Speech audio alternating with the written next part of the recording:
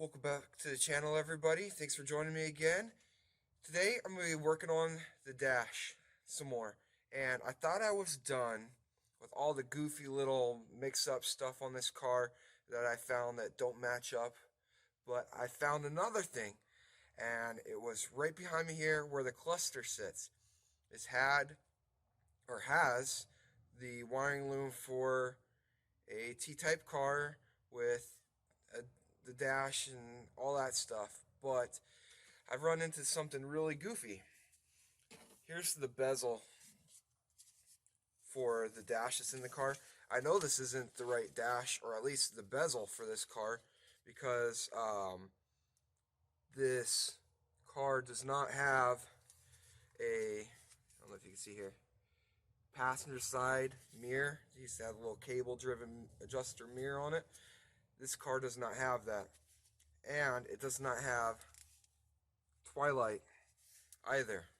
So this came out of a different car. It is the 3.8 turbo bezel, but my car was supposed to have a digital dash. This one had the rectangular analog dash that went left to right, kind of thing. But my biggest issue is, I'm not too worried about this right now, is this right here. This is where the far left driver's vent is. And I'm going to show you here. It goes right like that. But, let me show you here. Show you here. Wait a second, look. That's where the heater vent is on the left side of the dash. And this sits here. Wait a second, those don't line up at all. Not even close. And I can't believe I didn't realize this when I took this apart. But, and here's the actual vent itself that sits in there.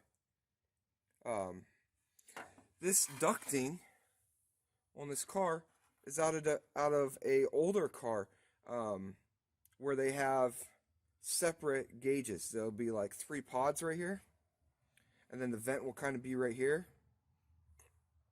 So, and then they had some stuff over here, like little switches. So this ducting is out of like an 84 or older car, which is really crazy. Like, there's so many weird things about this thing. This car is definitely not what it said it was, but I'm just going to go with it. I don't know if they offered that style dash in '86 or what.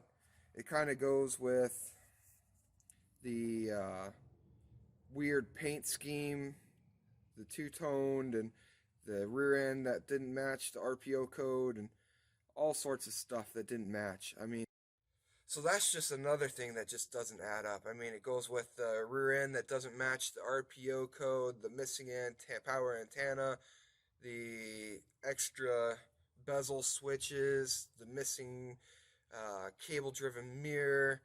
It kind of explains like all the craziness, like the two-tone paint scheme that was under like 7 layers of paint. What else was wrong with this thing? Oh, there's so much. Oh, the painted tan interior. It was tan. So I'm guessing that whoever got that heater ducting, or this car's older than what it says it is. Who knows? And somebody stuck a newer style dash in it.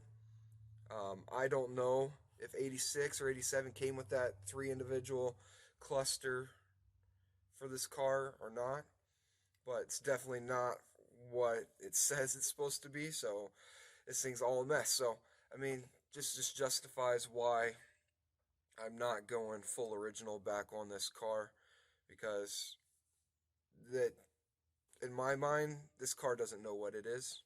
So I'm just going to do whatever I want with it to make it mine. I don't feel bad about messing up I mean, according to the VIN and stuff, it's supposed to be a rare car. Like only 500 and something made in '86. But from what I've seen of all the messed up stuff and the wrecked frame, the layers of body filler, this thing possibly was on fire at one point with the way the roof is and whatnot. Something was definitely on the roof that caused it to be all wavy and messed up, and then someone took a grinder to it. So I'm just going to continue doing what I'm doing. So what I think I'm going to do here is I'm going to cut that ducting off, and I'm going to extend it, and then just make like a makeshift plastic sleeve to go in there and maybe rivet it in. I'm not going to rip that out to replace it. I'm not going to be able to find any ducting for this thing. And it's not even worth it in my mind to worry about it. So I'm going to get a saw. I'm going to cut that apart, and hopefully I can make it just extend it out and put that rectangular shape area where it hooks up to the duct work for the vent in the right place in a general area to where I can get that to fit. Because the old analog dash and stuff is all gone. And this bezel here, where all the electronics and stuff come through, I'm not really going to use much anymore. I sold the cluster that goes in here. So when I get the new EFI system in here, my goal is to put a digital, like Holley Terminator style gauge cluster in here. That's not definitive or anything yet. I know it's getting something else because it's going to have a standalone ECU to run that 5.3. So I want to have a proper working speedometer and stuff. So a lot of this might get trimmed, whatever. There's a lot of space here. So we're going to have to see how I can mount that cluster and stuff in here and how it fits inside this little bezel here. This sits over top of this, like so. So we're going to have to see how big that screen is. I'm not going to be able to go with a very big screen because this opening right here, it's not very big. So I kind of wanted a bigger screen, but I mean, the little 4.5 inch might fit perfectly in there. So I'm going to go with that. So first thing I'm going to do is cut that duct and try to extend it out so it matches up and fits into the back of here.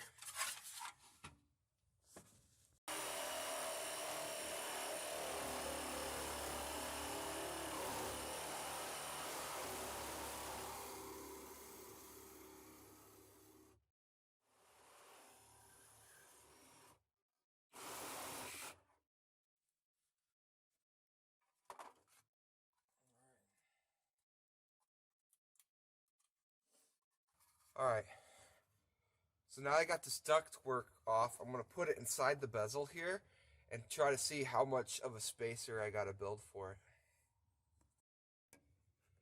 So I know it's really hard to see, and I know the ducting here on the left is pushed out, but that's where I cut it back over there. See how far it is? It's a good 4 inches or more separation that I'm going to have to build back in there. So I'm going to start building that little extension. So I went ahead and built my sleeve in here. I just took a plastic, I heated it up, and I made the bends and made a sleeve. It's actually pretty strong here. I just put a couple screws right here and then screw on top and on bottom to hold the sleeve actually in there. So what I'm going to do now is just fit the console or the bezel in here. The bezel has screws on the back that holds the wiring loom to it. So I got to put a few more screws in it, and I'm going to bolt this thing up. So this is what it looks like with that bezel put back in. Now I'm going to put the outer shell on here. I'll show you what it looks like when I get it set up there. And here we have it. We have the outer bezel on. Then we have the face of the cluster there. There's no cluster or anything in there, so I'm going to have to measure that out and see what all I can put in there, because I'm going to have a lot of blank spaces because the cluster span that whole spot right there. So there's a good look at it. In the console. The console's almost completely put in. I don't have this center trim piece put in all the way yet. I got to put the ashtray in and bolt it down. I need to get a new light bulb for the indicator here. But other than that, it looks good. Then I want to get a piece of felt to lay down inside the console there, so it doesn't sound so teeny plasticky. Help quiet it down. But I think next time what I'm going to do is, I have this GM radio. I'm supposed to have a cassette tape, but I found this one for a reasonable price.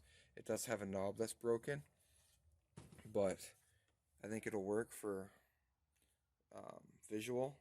I might change it out later. Try to find one with the actual um, I can't think of what they call it, but it'll have multiple ways you can adjust the bass and treble and stuff, and have a cassette tape in it. Or I've seen where people upgrade to the a little bit newer style GM head units, and they have like a CD player and stuff in there. So I might do that. I might go to the salvage yard and try to pick one of those up. But I think what I'm going to do is try to power this up and see if I can actually get some sound out of it. Thanks for joining me here on another episode of Andy's House of Gears. Working on this dash some more. I know there's a lot more to do, wiring and stuff, but a lot of that wiring's not going to be used. All I really need is the column stuff for like the indicators and some of that stuff. I mean, the headlight switches and stuff I will use, but I'm going to try to get a different bezel because I don't want to use this one's got extra holes in it, and I don't think I'm going to find a mirror for this that's cable driven, so I don't think it's worth the trouble. So I think I'm going to try to sell this cluster bezel and try to get one with less options on it. I know it sounds silly, but I think that's what I'm going to do. And so yeah, so please like and subscribe to the channel. Leave a comment down below if you want to see me try to do something or fail at something. I mean, it could be fun. I'm up for a challenge, so I'm going to keep plugging away at this. I'm going to work on that radio next and try to get powered up, see if I can still steal a speaker out of that old Pontiac I got laying out there. I still haven't got rid of that. And see if this thing actually works. So I'll catch you next time. Thanks again.